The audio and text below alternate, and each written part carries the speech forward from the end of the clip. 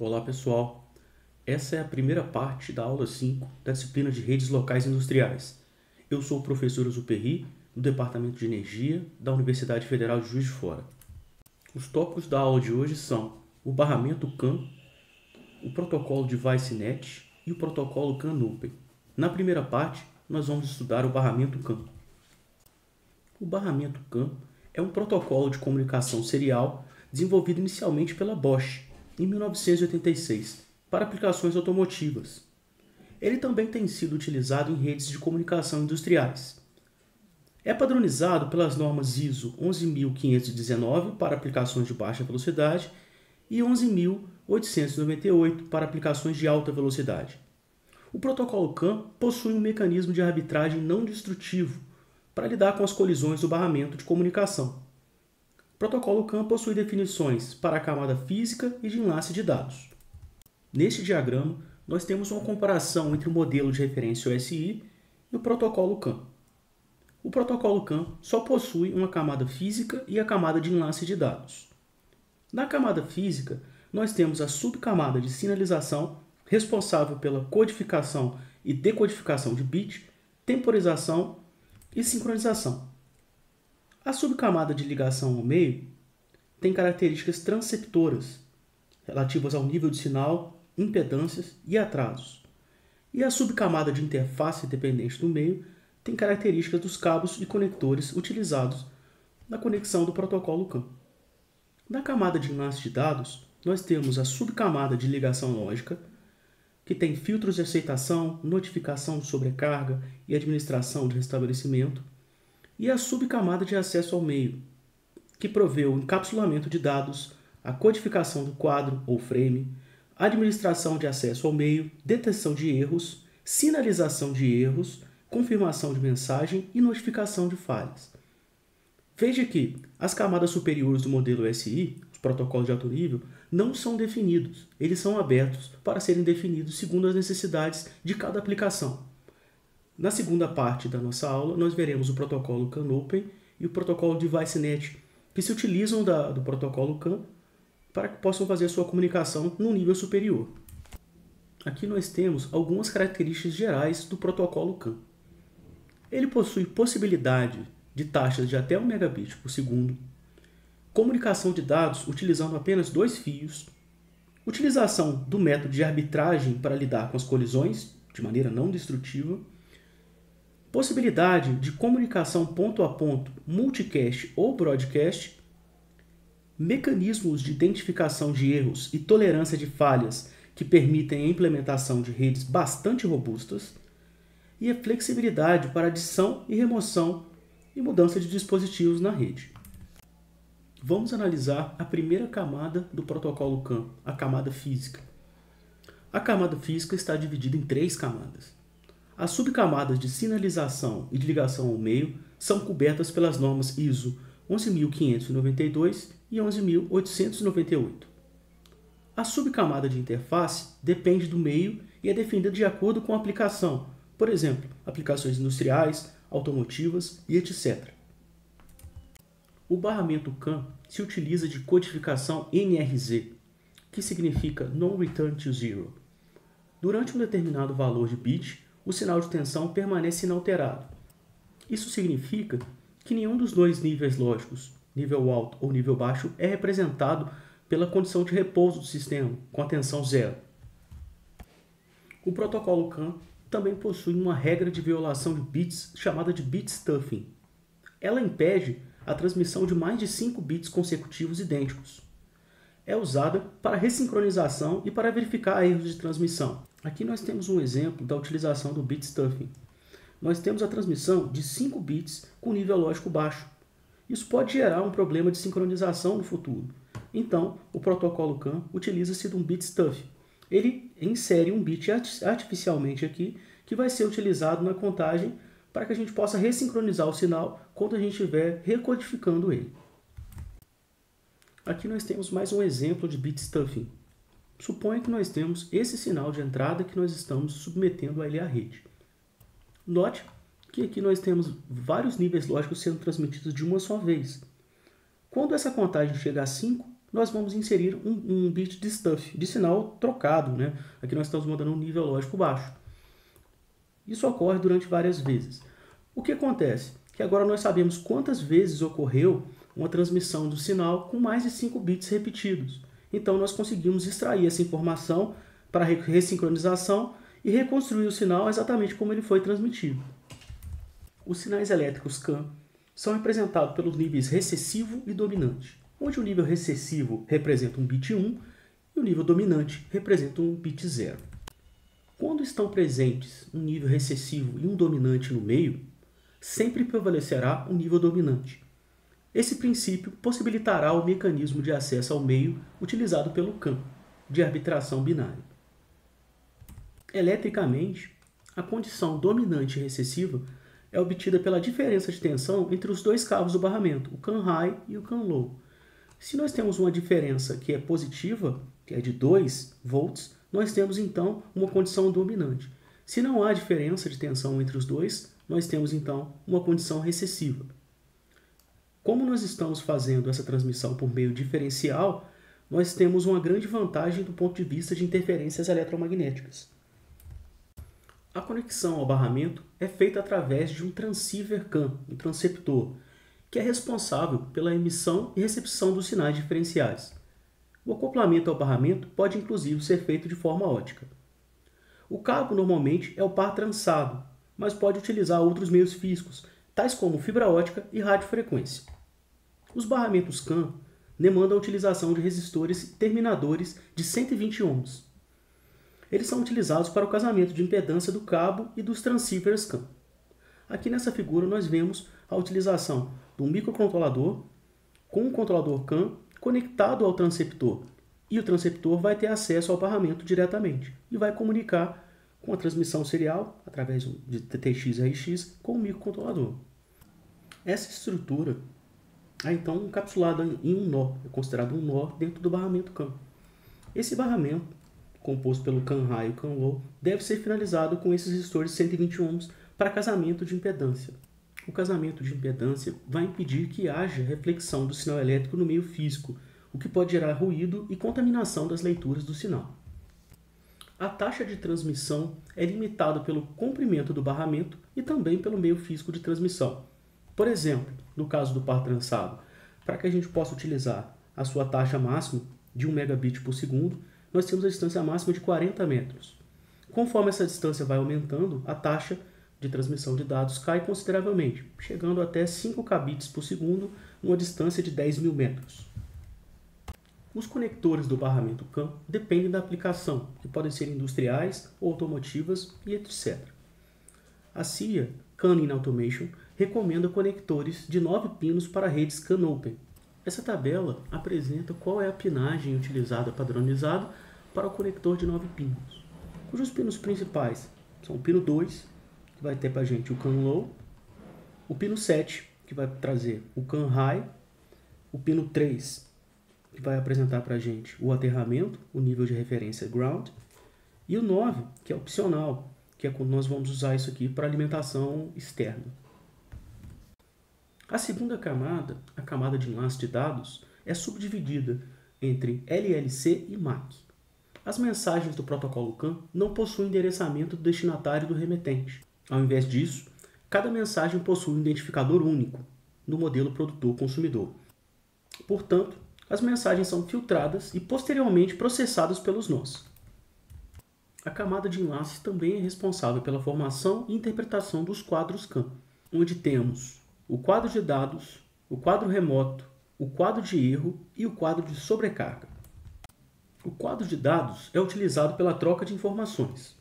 No CAN 1.0 e 2.0a, nós temos como identificador um número de 11 bits, que vai permitir então que a gente tenha até 2048 mensagens possíveis. No CAN 2.0b, esse identificador possui 29 bits, o que permite então 500 milhões de mensagens possíveis. Aqui nós temos como é configurado um quadro de dados do CAN 2.0a. O primeiro componente do quadro é o Start of Frame, que é um bit dominante que indica o início do quadro.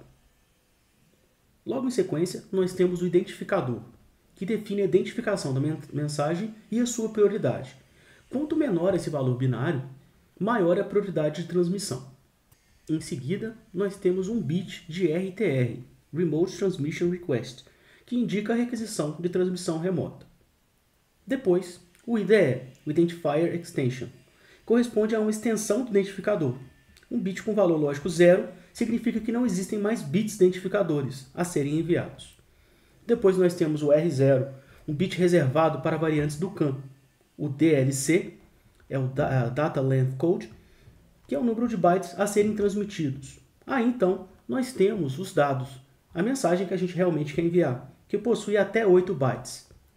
O CRC, o Cyclic Redundancy Check, contém os dados com a técnica de correção de erros. Ele é calculado para que a gente possa conferir se a mensagem foi enviada corretamente. Nós temos também o campo ACK, de Acknowledge. O NOC recebe uma mensagem correta, subscreve esse bit recessivo na mensagem original com um bit dominante, indicando que recebeu a mensagem sem erros. Depois nós temos o End of Frame, que vai enviar para a gente 7 bits recessivos, indicando o final do quadro. Depois nós temos um espaço de tempo chamado de Interframe Space, que é a quantidade de tempo requerida pelo controlador CAN para mover uma mensagem corretamente recebida para a própria posição dele, em uma área de armazenamento de mensagens. O frame para o CAN 2.0b é ligeiramente diferente. Ele possui alguns campos a mais, como o SRR, o Substitute Remote Request Bit, que substitui o RTR Bit, que pode ser enviado em uma mensagem CAN padrão. O IDE, o Identifier Extension, é um bit recessivo que indica se haverá mais bits identificadores seguidos após o IDE. E o R1 é um bit reservado para variações do CAN.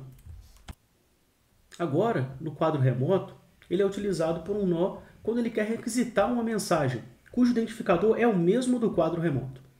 O bit RTR é ajustado para o valor lógico 1, porque ele está requisitando uma mensagem.